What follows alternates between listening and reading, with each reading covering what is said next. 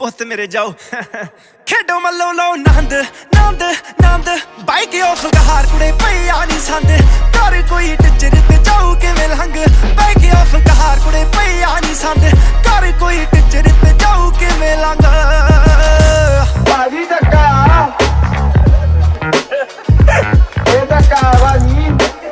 ਬੱਬੂ ਵੀਰ ਏਦਾਂ ਦੀ ਕੋਈ ਗੱਲ ਨਹੀਂ ਤੂੰ ਨਾ ਬੋਲ ਯਾਰ ਭਾਜੀ ਧੱਕਾ ਕਰੀ ਜਾਂਦੇ ਆ ਇਹ ਤਾਂ ਮੈਂ ਖੋ ਯਾਰ